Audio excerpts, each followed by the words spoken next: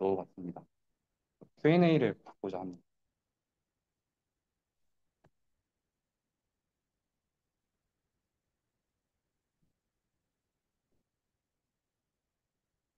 네, 네,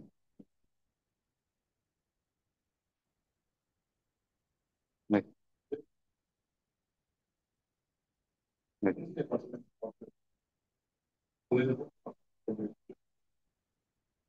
아, 그, 음,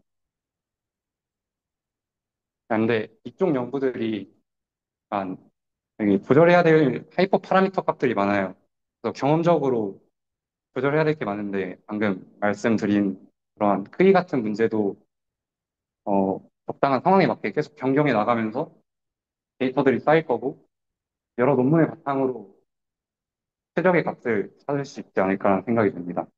물론 그 최적의 값을 찾는 수학적인 방법도 구현할 수도 있을 것 같아요.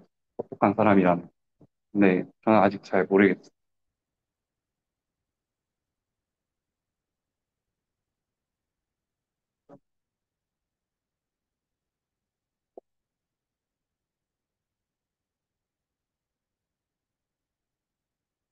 네,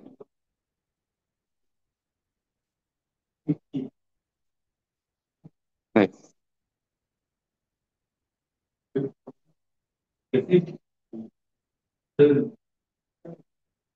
네. 아,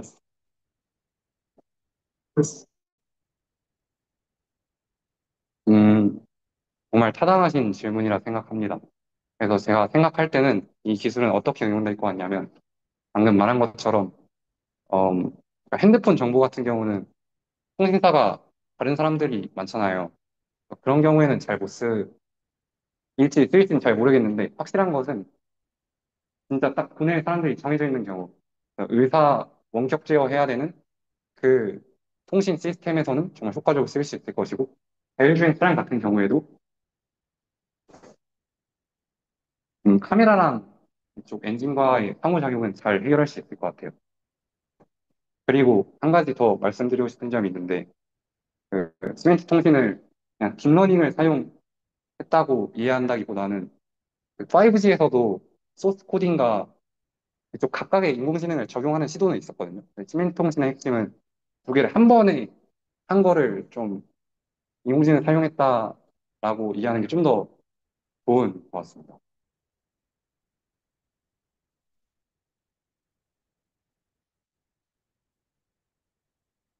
제너레이션 잘 몰라요. 저 영어 잘 못해서. 세대가 영어로 제너레이션이요. 그럼 그거 맞는 것 같아요.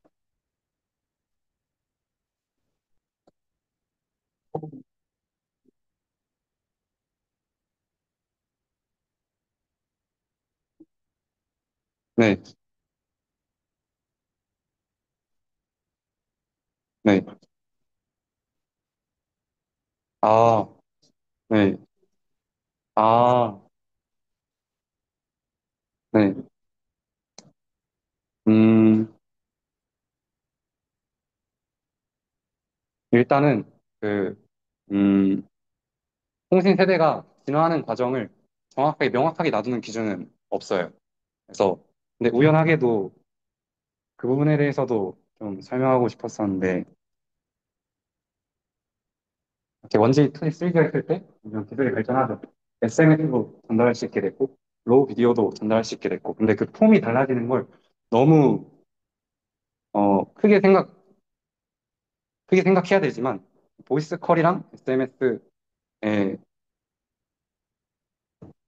원지에서 2G로 갔대 2G로 분류한 이유는 SMS라는 정보를 보낼 때 좀 더 영구적으로 많이 진척된 모습을 보였기 때문에 원지에서 2G로 넘어간 것이고 2G에서 3G로 갈 때도 SMS 대신 MMS를 보내는 건데 MMS도 이미지 같은 경우도 텍스트랑 비슷하게 결과론적으로는 그냥 RGB 이미지 같은 경우에 그냥 3차원 행렬이거든요.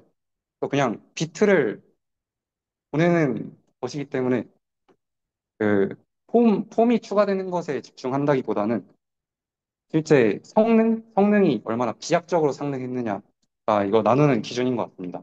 그리고 5G와 6G에서는 성능이 정말 많이 상상 이상으로 차이가 날 것이고 이 기술을 통해서 저희 미래 기술들을 실현하기 위한 목표를 세우기 때문에 6G라고 쓰는 것은 타당해 보입니다. 감사합니다.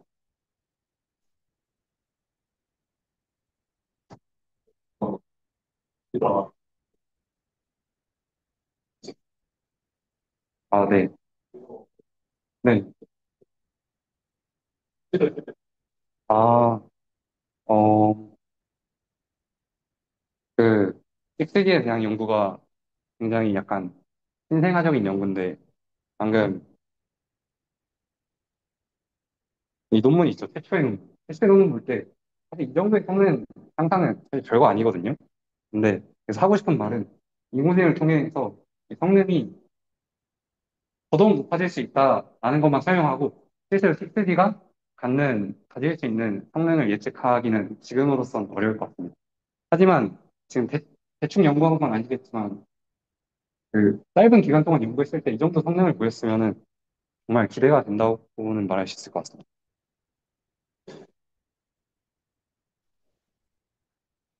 네. 아, 네.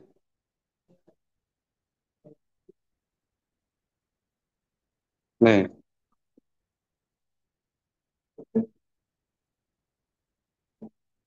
음, 네. 네.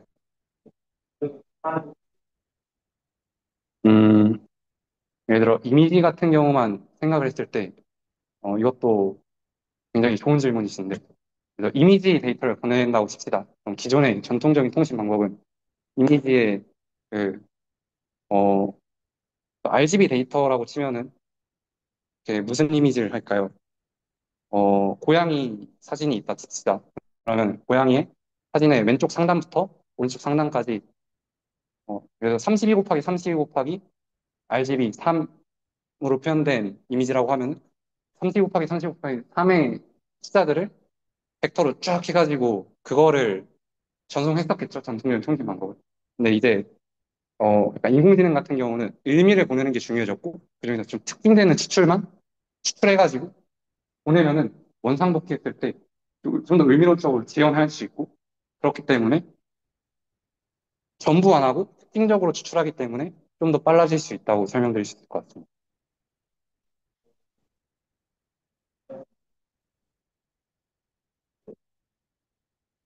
네, 복원 성능은 그 당연히 전통적인 통신 방법에는 진짜로 뭐라 하지? 진짜로 복원율을 100% 재현하는 통신 기법도 있고 아니면은 그 대신 좀 더 빠르게 하지만 약간 1, 2% 정도 손실이 나는 그런 전통적인 통신 방법도 여러 가지 종류가 있는데 음, 무슨 질문이었죠? 네, 네.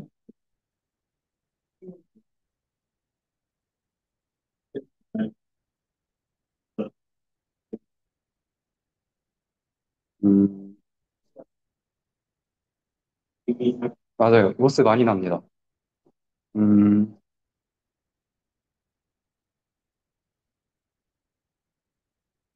근데 그건 또 아닌 것 같은 게 실생활이란 게 로스가 얼마나 나는지 그 복원에 대한 추세라고 했잖아요. 이 통신만 봤을 때도 기존 5보다 오히려 더 복원을 잘한 걸 보일 수 있습니다. 그래서 사실 그 내부 작동 구조는 그 저희 사람은 프로그램 할때 구조만 짜고 내부가 작동을 할 텐데 내부 작동 방식은 잘 모르겠지만 뭐 잘 복원이 저 신기하긴 하네요.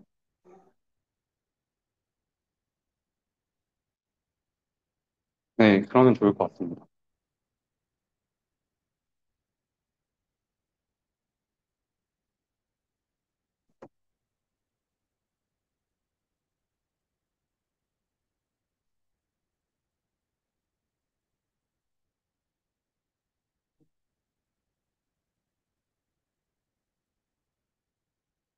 아, 네네.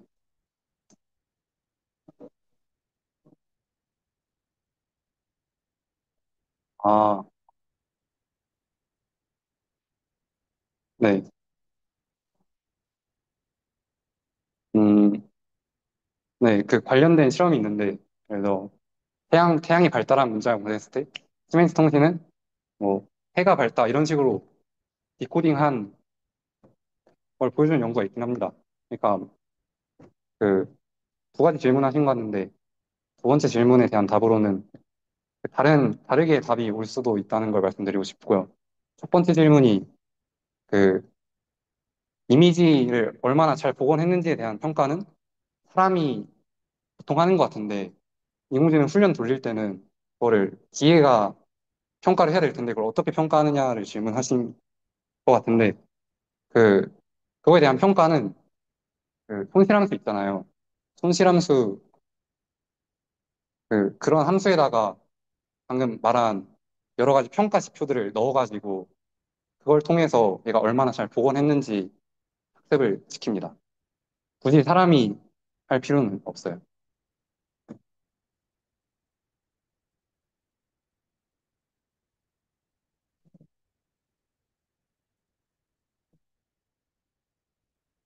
네, 네.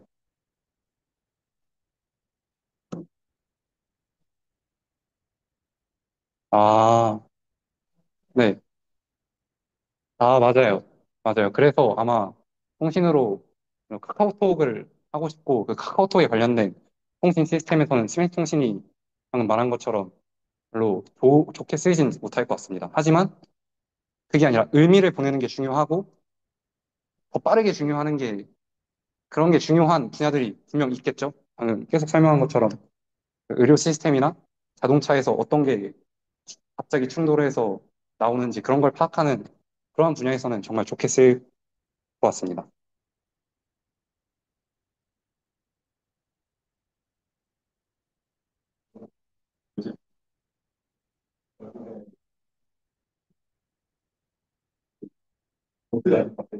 네,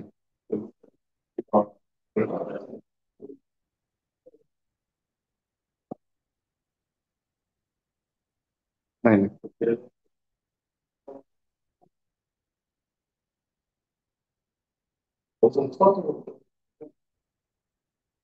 음, 네,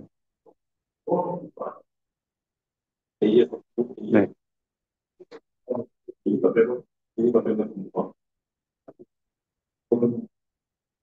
음,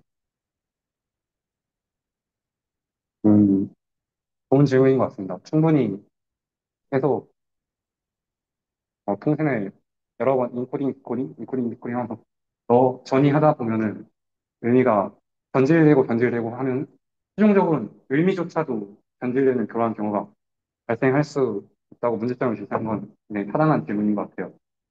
음, 근데 그런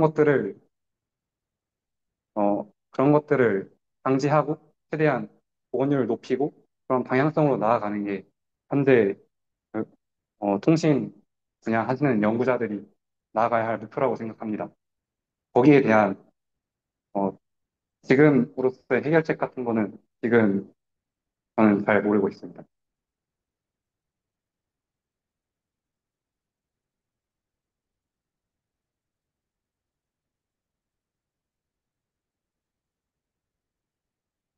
발표 여기서 마치겠습니다.